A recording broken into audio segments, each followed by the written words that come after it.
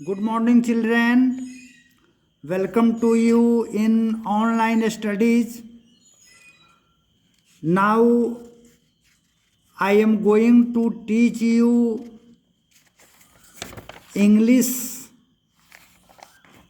first chapter, The Things We Say. वे चीज़ें जो हम लोग कहते हैं।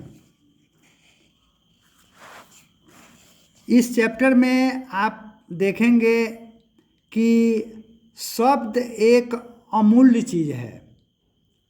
इसका कोई भी कीमत आंका नहीं जा सकता।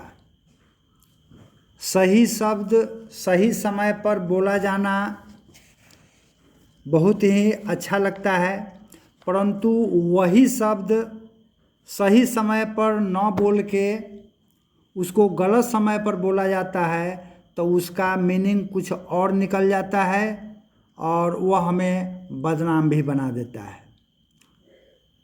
तो आइए अब स्टार्ट करते हैं। A word can never be recall. एक शब्द को कभी भी दोहराया नहीं जा सकता। अर्थात एक शब्द जो हमारे मुंह से निकल जाता है उस शब्द को फिर वापस लेना बड़ा मुश्किल हो जाता है। It remains forever sad. यह हमेशा के लिए बाकी रह जाता है। As long as there is memory. जब तक हमारा याददाश्त अर्थात जब तक हमारी स्मृति जीवित रहती है, हमारी स्मृति में वह शब्द छुपा रहता है। Now word is ever dead. नहीं तो अगर उस शब्द को हम अपनी स्मृति में न रखें तो वो शब्द हमेशा के लिए मर जाता है। डेड, डेड मीन्स मर जाना। तो कहने का मतलब ये है कि वर्ड इनवैल्यूएबल थिंग है।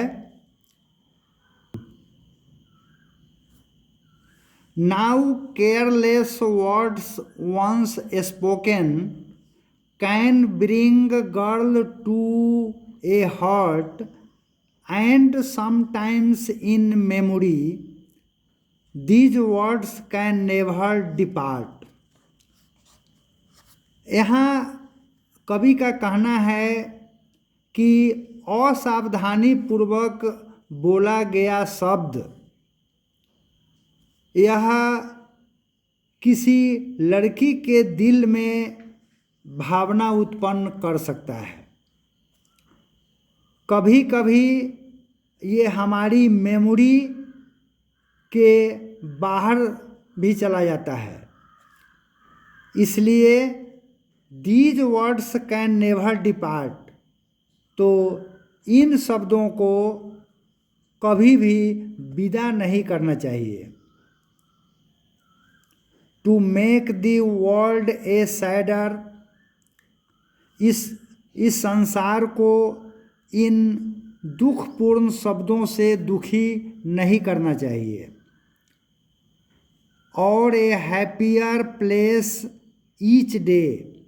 इस तरह के शब्द का प्रयोग करना चाहिए कि हर रोज़ खुशी का वातावरण इस जगह पर छाया रहे।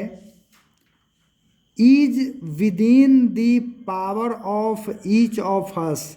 क्योंकि अच्छे शब्द बोलने के लिए हम सबों में इतनी शक्ति भगवान ने दी है कि हम अच्छे शब्द का प्रयोग कर अच्छाई को ला सकते हैं। By just the things we say. जैसे ही हम किसी चीज़ को बोलते हैं, since words lie on for ever,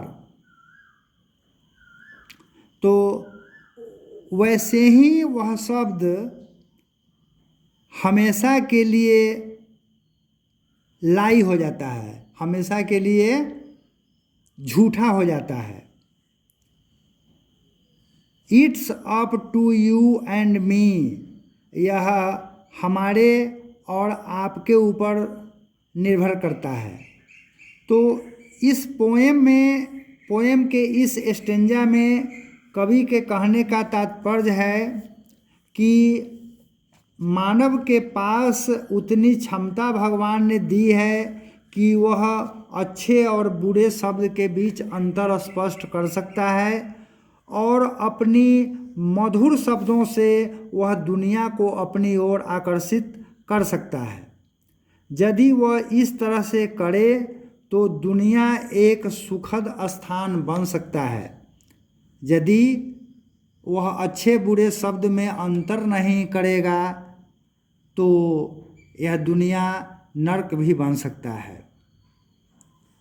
आगे के स्टेंजा में कवि का कहना है कि it's up to you and me, यह हमारे और आपके ऊपर निर्भर करता है कि to see that what we say each day, कि हम लोग प्रतिदिन क्या क्या देखते हैं और क्या क्या उसके विषय में कहते हैं।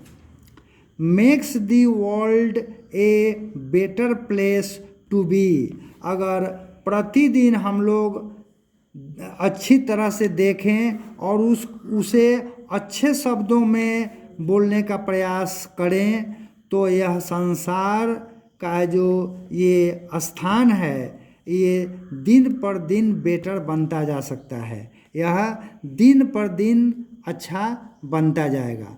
तो इस पोएम के माध्यम से कवि का कहना है कि शब्द की कोई कमी नहीं है, मनुष्य उन शब्दों का प्रयोग करे जिससे कि वह किसी के दिल में प्रेम पैदा कर सकता है और इस अच्छे प्रेम भरे शब्दों से वह लोगों का दिल जीत सकता है।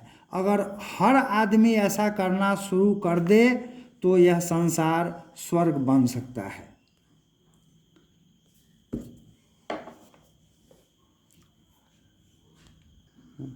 तो इसलिए बच्चों ये कहा गया है कि शब्द ही है जो दिल में उतर जाता है और कोई दिल से उतर जाता है। तो फर्स्ट चैप्टर आपका कंप्लीट हुआ। आगे आप फिल इन द ब्लैंक्स और भी ऑब्जेक्टिव क्वेश्चंस हैं उसको बनाने का प्रयास करेंगे। सब्जेक्टिव क्वेश्चन का आंसर करके आपके व्हाट्सएप पर भेज दिया जाएगा और उसको आप याद कर लेंगे। इसके पहले आपको डिफ़िकल्ट वर्ड का मीनिंग आपके व्हाट्सएप पर जाएगा। पहले आप वर्ड मीनिंग को अच्छी तरह से पढ़ के उसको याद करेंगे तब यह चैप्टर आपको समझ में अच्छी तरह से आएगा, क्योंकि यह पोएम है। That's all. Thank you.